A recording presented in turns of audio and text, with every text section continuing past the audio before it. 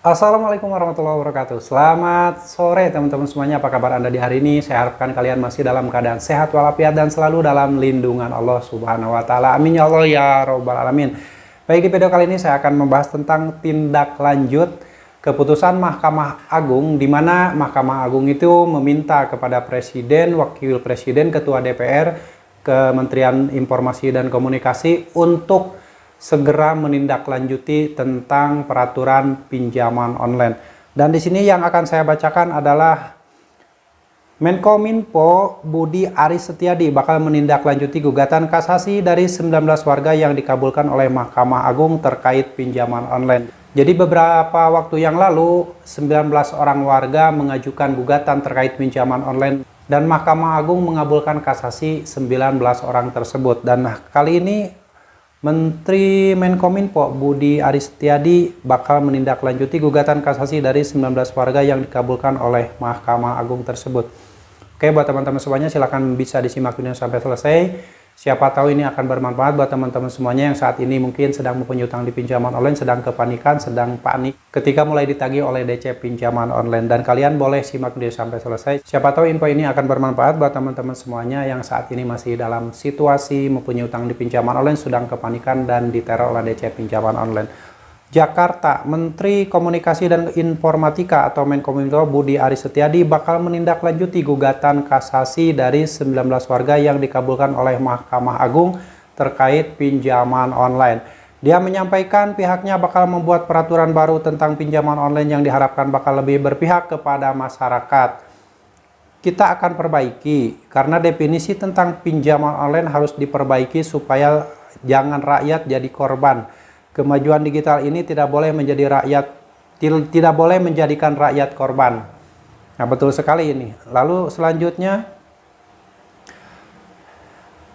ya, kita berkoordinasi dengan OJK soal pinjaman online ini. Kan masyarakat banyak yang kena tipu juga pinjaman online ilegal. Pungkasnya, sebelumnya Mahkamah Agung mengabulkan gugatan yang diajukan oleh 19 warga melalui Citizen Lawsuit terkait dengan pinjaman online pada 24 April 2024. Mereka mengajukan gugatan terhadap Presiden RI Joko Widodo, Wakil Presiden RI Bapak Ma'ruf Amin, Ketua DPR Ibu Puan Maharani, Menteri Komunikasi dan Informatika Bapak Budi Ari, dan Ketua Dewan Komisioner Otoritas Jasa Keuangan Bapak Mahendra Siregar. Mengabulkan gugatan para penggugat untuk sebagian menyatakan bahwa tergugat telah melakukan perbuatan melawan hukum dan menghukum tergugat 1, 2, dan 3. Tulis putusan MA dikutip dari Sistem Informasi Penelusuran Perkara atau SIPP Pengadilan Negeri Jakarta Pusat pada Selasa 23 Juli 2024. Dalam putusan tersebut, MA meminta Menkominfo untuk membuat peraturan yang menjamin perlindungan hukum bagi seluruh pengguna aplikasi pinjaman online dan masyarakat. Nah, ini betul, wajib diperbaiki semua aturan tentang pinjol tersebut. Selain itu, Menkominfo juga diminta melakukan kerjasama dengan perusahaan layanan distribusi aplikasi digital untuk membuat regulasi yang memastikan izin pendaftaran sebagai syarat pinjol dalam beroperasi di Indonesia. Lebih lanjut, MA juga memerintahkan Menkominfo untuk membuat sistem pengawasan perlindungan data pribadi yang terintegrasi dan mumpuni terhadap seluruh pengguna aplikasi pinjaman online dan masyarakat dalam praktik penyelenggaraan bisnis pinjaman online tersebut. Memerintahkan tergugat 4 atau Menkominfo untuk melakukan penegakan hukum terhadap tindak pidana yang terjadi dalam pinjam-meminjam dalam aplikasi pinjaman online atau peer-to-peer lending. MA juga menghukum Presiden, Wakil Presiden, serta Ketua DPR dan meminta mereka melakukan supervisi terhadap Ketua OJK untuk membuat peraturan yang menjamin perlindungan hukum bagi seluruh pengguna aplikasi pinjaman online dan masyarakat. Nah, betul sekali.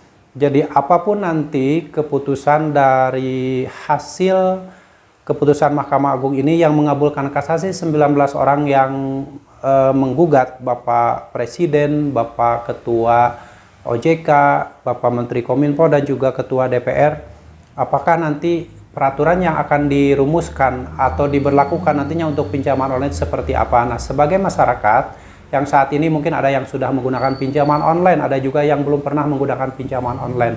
Tetap berhati-hati terhadap apapun yang akan terjadi ke depannya, walaupun aturan nanti sudah ditegakkan, kita tidak tahu apa yang dilakukan oleh pinjaman online seperti peraturan-peraturan sebelumnya yang sudah diluncurkan oleh otoritas jasa keuangan tentang pinjaman online. Tetap saja banyak pinjol yang melanggar aturan tersebut. Ada aturan terbaru yaitu satu orang nasabah hanya boleh meminjam 3 aplikasi pinjaman online saja di tahun 2024 ini, dan aturan tersebut sudah diberlakukan mulai Januari kemarin. Tetapi pada faktanya di lapangan saya masih menemukan ada orang yang meminjam uang dan dicairkan lebih dari 3 aplikasi pinjaman online. Seperti contoh misalkan ada satu orang nasabah yang sudah mempunyai utang di Akulaku, lalu di Shopee, lalu di Ada Kami, dan faktanya kemarin sekitar 4 hari yang lalu dia mencoba mendownload salah satu aplikasi pinjol legal namanya Samir. Setelah dilakukan peminjaman ternyata masih bisa di ACC walaupun limitnya itu masih kecil sekitar Rp800.000. Karena pada umumnya memang tahun-tahun sebelumnya juga ketika ada nasabah yang ingin meminjam uang di pinjol itu limit pertama kali itu tidak akan besar. Ada yang Rp300.000, Rp500.000, Rp800.000, bahkan paling besar juga limit pertama kali untuk nasabah yang baru itu hanya Rp1 juta. Nah, ini aturan yang sudah dibuat oleh OJK ternyata banyak yang dilanggar. Jika OJK memang ingin tahu buktinya, OJK harus turun langsung ke lapangan apakah betul pinjol-pinjol OJK tersebut sudah menerapkan aturan yang sudah ditetapkan, yaitu satu orang hanya boleh meminjam di 3 aplikasi pinjaman online.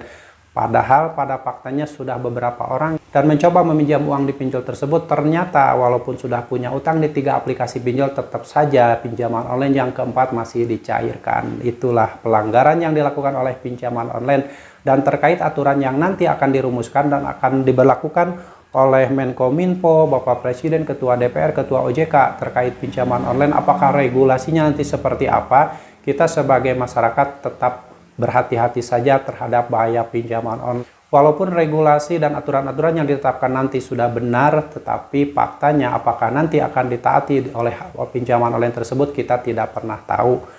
Yang tahu adalah orang-orang yang di masyarakat yang mencoba untuk meminjam uang di pinjol, dan mereka akan tahu, akan merasakan ketika 2 hari sebelum jatuh tempo akan dicaci maki, akan dihina-hina oleh DC pinjaman online tersebut, dan OJK tidak pernah tahu hal itu, dan OJK selalu menepis bahwa itu dilakukan oleh pinjol ilegal. Pada faktanya masyarakat yang meminjam uang di pinjol legal juga ketika 2 hari sebelum jatuh tempo sudah dicaci maki, sudah dihina-hina, bahkan ada yang sampai dikata-katain binatang, dan akhirnya berpotensi si orang tersebut kepanikan, kecemasan, dan melakukan perbuatan yang di luar akal sehat, seperti ada yang mengakhiri hidup, ada yang mengakhiri hidup orang lain, ada yang loncat dari gedung, ada juga orang yang mencuri barang-barang adik kelasnya untuk membayar utang di pinjol. Itulah karena timbul kepanikan dan kecemasan ketika diteror oleh DC pinjaman online tersebut.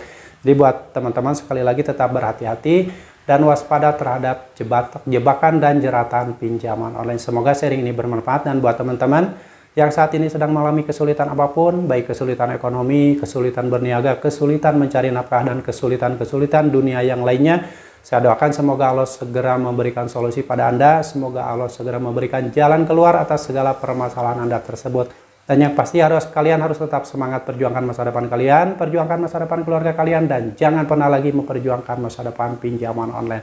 Sampai jumpa lagi di video saya selanjutnya. Wassalamualaikum warahmatullahi wabarakatuh.